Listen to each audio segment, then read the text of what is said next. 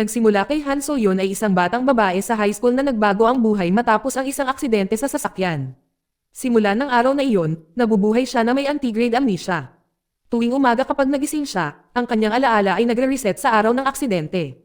Hindi niya matandaan ang anumang nangyari noong nakaraang araw. Para makayanan ang kanyang kondisyon, isinusulat niya ang lahat sa mga journal.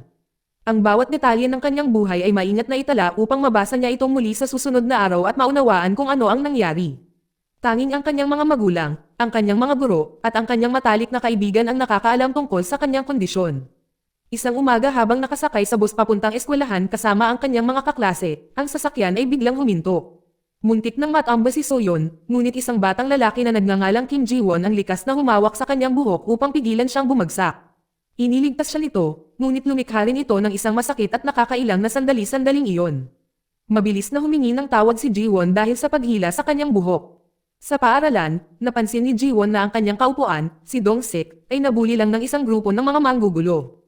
Nang tanungin niya kung bakit patuloy itong kinukonsinti ni Dong-sik, tumangging magpaliwanag si Dong-sik dahil ayaw niyang magdulot ng mas maraming problema. Dahil sa pagkadismaya, hinarap ni Ji-won ang mga bully sa kanilang silid-aralan at sinabihan silang tumigil na. Sa halip na seryosohin siya, binaliwala nila siya at inilipat ang kanilang atensyon kay So-yeon, na tumanggi lang sa isang lalaking nagyaya lumapit sa kanya. Kilala si So-yeon bilang isa sa pinakasikat na babae sa paaralan. Siya ay maganda, matalino, at hinahangaan ng marami. Pero lagi niyang tinatanggihan ang sinumang sumusubukang lumapit sa kanya. Simple lang ang dahilan. Dahil sa kanyang kalagayan, naniniwala siyang ang isang romantikong relasyon ay magdudulot lamang ng mga komplikasyon at sakit. Dahil hindi kailanman nakikipag-date si So-yeon kahit kanino, isa sa mga bully, si Tae-han, ay hinamon si Ji-won na yayain siyang lumabas. Kung magtatagumpay si Jin-won, maiiwan silang dalawa ni Dong-sik. Kung mabibigo siya, si Ji-won ay dapat maging kanilang boy hanggang sa graduation.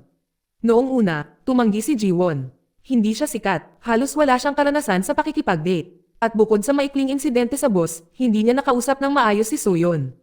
Ang makita lamang siya mula sa malayo ay nagpapabilis ng pagtibok ng kanyang puso. Alam niyang malapit na sa zero ang kanyang tsansa. Ngunit sa ilalim ng patuloy na pressure, sa wakas ay pumayag siya. Sa harap ng lahat, naglakas loob si Ji-won at yayain si So-yeon na lumabas. Itinala ni Tae-han at ng kanyang mga kaibigan ang sandali, umaasang makukuha ang kanyang kahihiyan. Kumbinsido silang tatanggihan siya agad nito. Ngunit pumayag si So-yeon. Si Ji-won ay lubos na natigilan. Hindi niya inaasahan na sasagot siya ng oo. Kalaunan, nang walang tao sa silid-aralan, nilapitan ni So-yeon si Ji-won. Hiningi niya ang numero ng telepono nito at iminungkahing magsimula silang mag-date. Nagulat pa rin, nagpa siya si Ji-won na magpakatotoo. Inamin niya na ang pagyaya sa kanya ay orihinal na nilayon upang protektahan ang kanyang kaibigan mula sa pagiging bully. Hindi nagalit si So-yeon. Sa halip, pinuri niya ito dahil sa pagiging isang mabuting kaibigan. Pagkatapos ay tinanong niya ito kung talagang gusto niya itong makipag-date sa kanya. Nilinaw niya na hindi siya gusto sa romansa. Gusto lang niya sumubok ng ibang paraan para makipag-date sa isang taong hindi sikat. Ngunit bago sila magsimula, nagtakda siya ng 3 patakaran. Una, mag-uusap lamang sila kung kinakailangan. At hindi pinapayagan si Ji-won na magtanong ng napakaraming mga tanong maliban kung siya ang magsisimula ng pag-uusap. Pangalawa, hindi maaaring magkaroon ng interaksyon sa paaralan bago matapos ang klase. Pangatlo, at pinakamahalaga, wala sa kanila ang tunay na umibig. Sa pagsisimula ng kanilang kakaibang relasyon, maingat na isinulat ni So-yeon ang lahat tungkol kay Ji-won. Ang kanyang paboritong pagkain, ang kanyang mga libangan, maging ang kanyang mga allergy. Gusto niyang malaman ang maliliit na detalye para hindi maging nakakabagot ang kanilang oras na magkasama.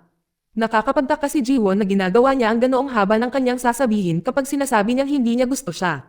Ngunit para kay So-yeon, kahit ang isang relasyon na walang pag-ibig ay dapat pa ring maging kasiya siya. Sa bus, ibinahagi ni Ji-won ang kanyang paboritong kanta sa kanya. Nang magtanong siya tungkol sa kanyang paboritong sport, sinabi niyang wala siyang sport. Hindi dahil tamad siya, kundi dahil ayaw niya ng pagpapawis. Kaya, tinuwanan ni So-yeon ang kanyang katapatan. Nabanggit din niya na kahit na mahalaga sa kanya ang kalinisan, wala naman talaga siyang takot sa mikrobyo. Pagkatapos lamang ng isang araw na pakikipag-date, nakakaramdam na ng kaba si Ji-won. Nang gabing iyon, patuloy niyang tinatitigan ang mga mensahe at larawan, kaya ipinadala ni So-yeon sa kanya, hindi sigurado kung paano ang isang katulad niya ay biglang naging bahagi ng kanyang buhay. Nang mabunyag ang kanilang relasyon, lahat ay nagbago para sa kanya sa paaralan. Siya ay hindi inaasahang naging popular. Wala nang nangahas na mga api sa kanya, at si Dong-sik ay naiwan ng mag-isa. Tinupad pa nga ni Taehan ang kanyang pangako at humakbang upang ipagtanggol si Dong Sik nang sinubukan ng mga estudyante mula sa ibang klase na guluhin siya. Hindi nagtagal pagkatapos noon, nilapitan ng matalik na kaibigan ni Soyun na si Jimin si Jiwon. Kinwestiyon niya kung bakit tila malayo ito kay Soyun kahit na siya ay kasintahan niya. Iminungkahi pa ni Jimin na makipaghiwalay na siya sa kanya, ngunit tumanggi si Jiwon. Iginiit niya na gusto niyang mas maunawaan si Soyun at ipagpatuloy ang relasyon. Pagkatapos ng klase, isinama ni Soyun si Jiwon sa isang arcade kung saan sila ay naglalaro at nagsasalo-salo sa tanghalian buong hapon. Nang gabing iyon, maingat niyang isinusulat ang lahat tungkol sa kanilang araw sa kanyang journal, tinitiyak na hindi makakalimutan ang kahit isang detalye. Habang tumatagal, napapansin ni Jinmin kung gaano kasinsero si Jiwon. Unti-unti niyang napagtanto na hindi nilalaro nito ang nararamdaman ni Soyun. Araw-araw, tahimik at natural na lumalago ang kanilang relasyon. Nagsimulang comfortable si Soyun sa piling niya. Gumugugol sila ng mas oras na magkasama at tapat niyang itinatala ang bawat masasayang sandali para maalala niya ito kinabukasan. Isang hapon, nakita ni Jiwon si Taehan na binubugbog ng husto ng isang grupo ng mga estudyante. Walang pag-aalinlangan, tumalon siya para tumulong. Mabilis na itinala ni Soyun at Jinmin ang nangyayari at nagbanta na ire-report ito sa mga guro. Pagkatapos, ginagamot ni Jiwon ang mga pinsala ni Taehan. Sa sandaling iyon, may napansin siyang hindi inaasahan. Patuloy na sumusulyap si Taehan kay Jinmin, halatang may nararamdaman siya para sa kanya.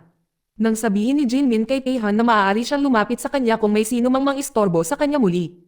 Dahil may naitala siyang ebidensya, mas naging halata ito. Sa bahay, halos hindi na kinakausap ni Jiwon ang kanyang ama, si Sangyeon. Simula nang pumanaw ang kanyang ina 5 taon na ang nakalilipas, hindi na naging pareho ang mga bagay. Dati ay nagtatrabaho si Sanghan bilang isang freelance photographer at nagpatakbo ng isang maliit na studio na kilala sa makukulay na mga bintana na salamin. Ngunit matapos mawala ang kanyang asawa, siya ay nalugmok sa matinding kalungkutan. Siya ay tumigil sa pagtatrabaho at isinara ang sarili sa lahat. Nang makita ito, mahinahong hinikayat ni Jaewon ang kanyang ama na magpatuloy pasulong upang magsimulang magtrabaho muli at muling makahanap ng kagalakan sa buhay. Gusto niyang tumigil na ang kanyang ama sa kalungkutan. Isang araw, isinama ni Jiwon si Soyun sa isang picnic sa tabi ng dagat. Humanga siya nang malaman niyang siya mismo ang naghanda ng tanghalian. Ipinaliwanag niya na pagkatapos mamatay ng kanyang ina, kinailangan niyang asikasuhin ang mga gawaing bahay, kaya naging natural na sa kanya ang pagluluto. Ang tahimik na batang lalaki na dating nahirapang magsalita ngayon ay nagsisimula ng magbukas ng loob. Sa murang edad, komportable siya. Hindi niya namamalayan, mas marami na siyang ibinabahagi tungkol sa kanyang sarili kaysa dati, at na pinakikinggan niya ng may tunay na interes. Unti-unti, naiintindihan ni Jiwon ang isang bagay na sinusubukan niyang baliwalain. Sa kabila ng patakaran na napagkasunduan nilang dalawa, unti-unti siyang nahuhulog ang loob niya rito. Isang araw, habang pauwi, sinasadyang nakatulog si Soyun habang nakasandal sa balikat ni Jiwon. Parang isang payapang sandali, ngunit nang magising siya, nagbago ang lahat. Bigla siyang natarante at tiningnan si Jiwon na parang ngayon lang niya ito nakita.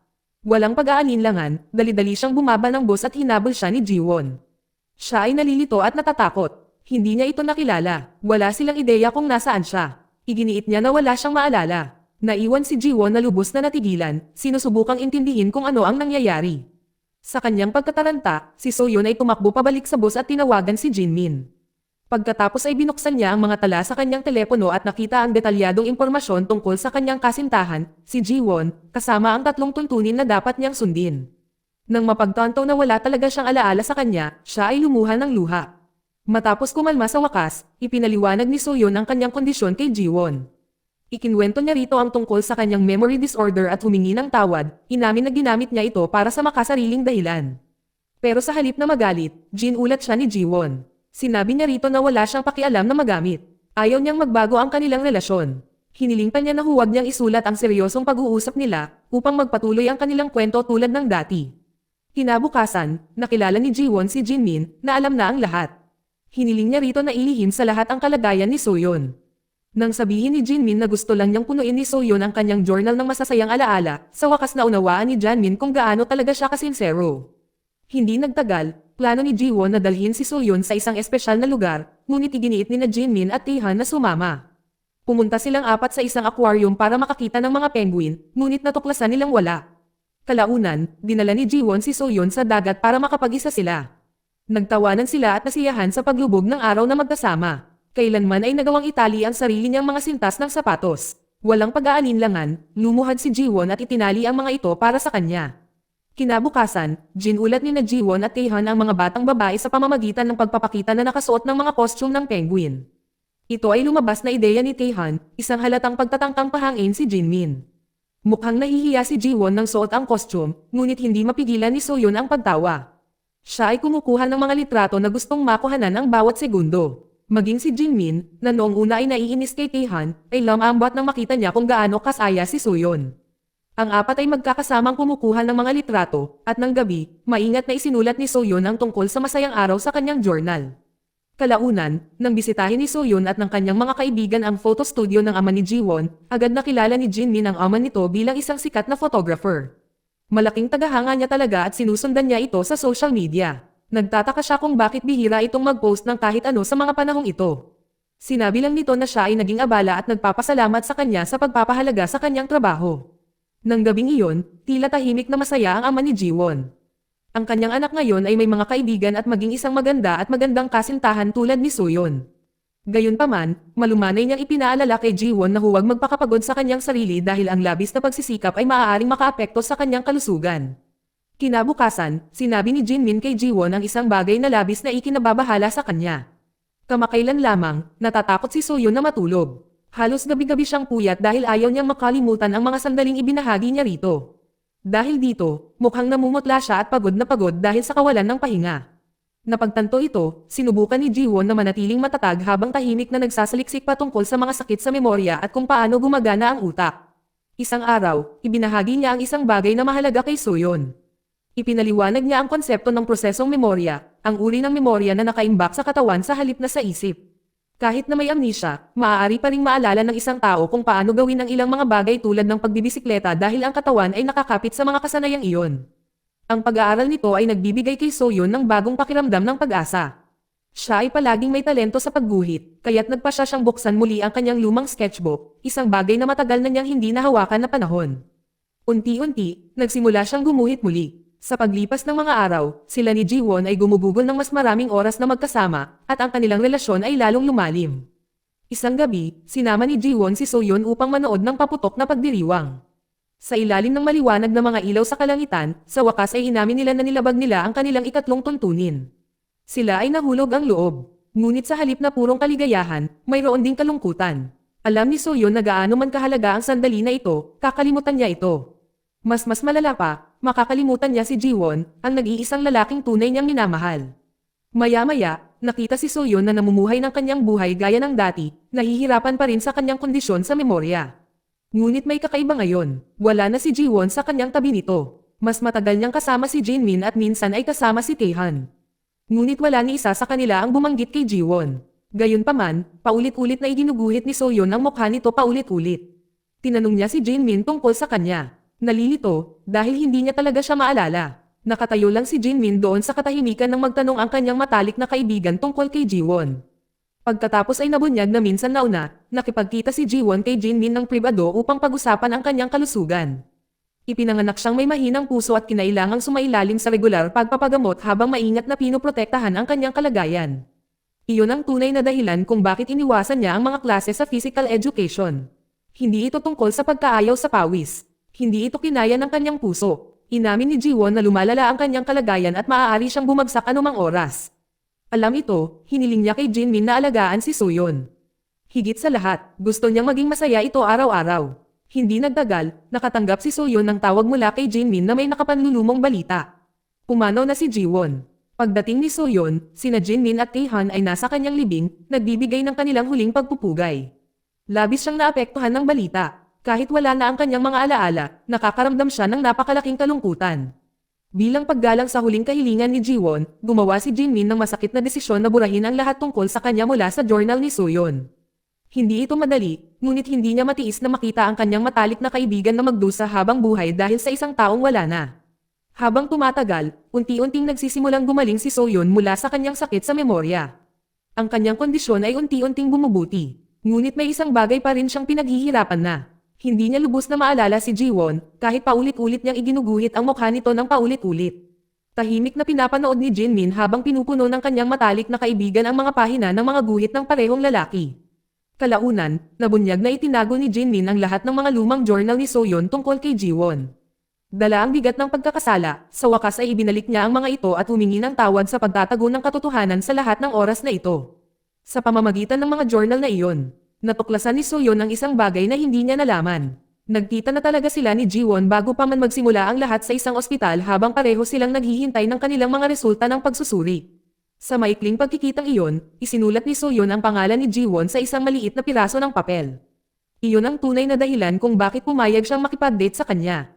Kahit hindi niya matandaan ang unang pagkikitang iyon, itinago niya ang sulat na nangangahulugang sa kaibuturan ng kanyang puso ay kilala na niya ito.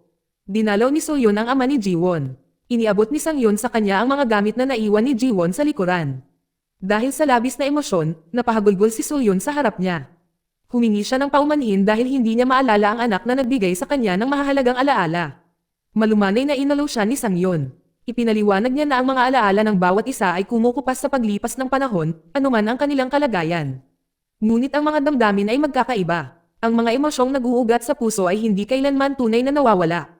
Kaya nakaramdam siya ng matinding kalungkutan kahit walang malinaw na mga alaala kay Jiwon. Sa huli, gumawa ng desisyon si Soyeon. Pinili niyang sumulong at ipagpatuloy ang kanyang buhay. Binalikan niya muli ang mga lugar na minsan niyang pinuntahan kasama si Jiwon, sinusubukang muling kumonekta sa kaligayahang kanilang pinagsaluhan doon. Kahit wala na siya, determinado pa rin siyang gumaling.